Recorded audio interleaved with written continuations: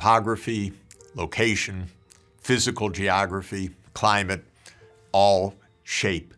economic life, social life, and the interconnections across the planet. And in this regard, I want to give a shout out to the rivers of the world, because the rivers are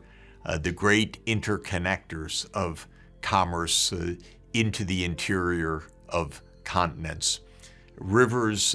serve many fundamental functions for economic life, and it is along rivers where the world's earliest settlements, the world's earliest states, city-states, and the world's earliest empires in Mesopotamia,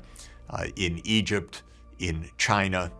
developed. And so the rivers deserve our special attention. And we will visit many, many rivers during our explorations of the world and our explorations of the ages of globalization. Many of the world's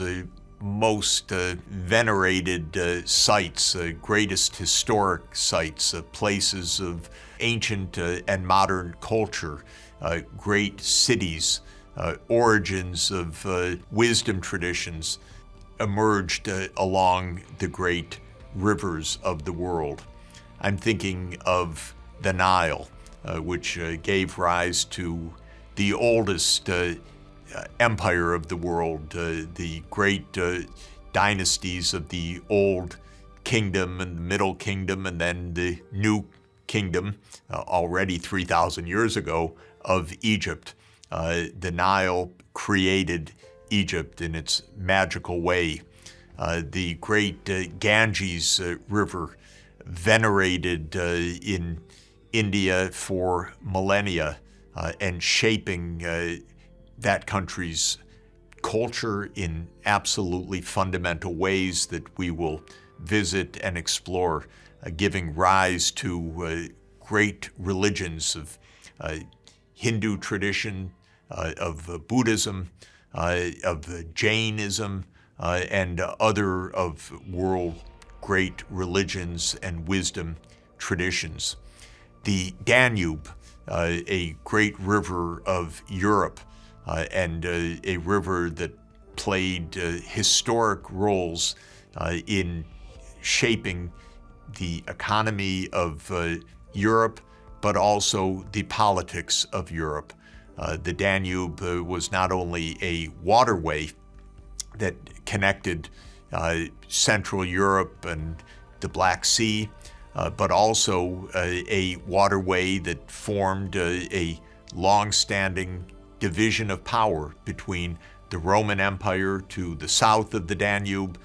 and the German states to the north of the Danube.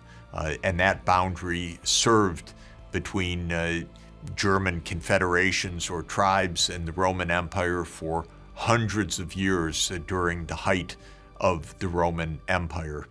In China, the river systems of the Yellow River in northern China, the Yangtze River running from west to east in central China,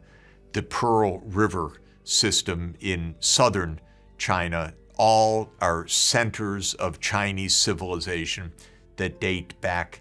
millennia. And China also created a unified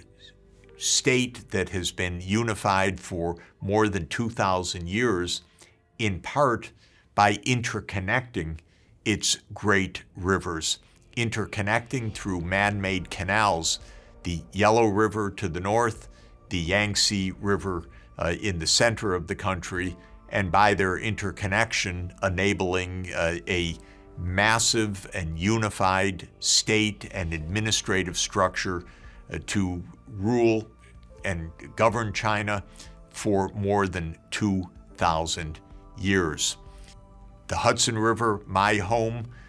enabled the unification and prosperity of not only the northeast of the United States, where New York was the commercial capital from the earliest days, but also the center of the American continent, because the United States was blessed with navigation along the Great Lakes system, and then the interconnection of the Great Lakes, not only with the Atlantic Ocean directly through the St. Lawrence Seaway, a borderland of the United States and Canada, but also the man-made canal system of the Erie Canal that already in the 1820s connected the navigation along the Great Lakes with the river navigation of the Hudson and out to the Atlantic Ocean. Everywhere one looks at great cities in the world, typically one finds a great rivershed as well, a rivershed that provides fresh water resources, a rivershed that provides food supplies of marine food, that provides foodstuffs of the marine ecosystems, a river that enables the movement of goods and services, and often serves also as the highway of troops for either unifying a region or conquering a region downstream or upstream. One finds the decisive shaping role of the rivers of the world. We can look at a map of the world's major river systems and note that in each part of the world, in Europe with the Rhine and the Danube and other great rivers, in Africa with the Nile, with the Niger, with the Congo River, in South America, of course, with the great Amazon River cutting across the great Amazon rainforest, but also the Paraná River and other rivers of the La Plata, Rio de la Plata, also connecting Argentina's hinterland and Brazil's hinterland with the Atlantic and with sea-based trade. And of course, the great rivers of Asia, the rivers of the Fertile Crescent of Mesopotamia, the Tigris and the Euphrates, the very birthplace of much of civilization and of early agriculture. The great rivers of Central Asia, the Syr Darya and the Amur Darya, the great rivers of the Himalayas, the Brahmaputra and the Ganges, the great rivers of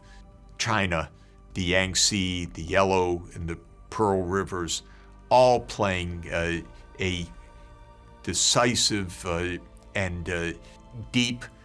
role in shaping globalization, in shaping the world economy, in helping to shape the very essence of civilization and how societies around the world emerged and have lived for thousands of years. We'll be visiting these places because as we tell the story of the ages of globalization, it's inevitable that we tell that story on the great rivers of the world where so much of globalization has taken place and has been shaped by these great rivers of world history.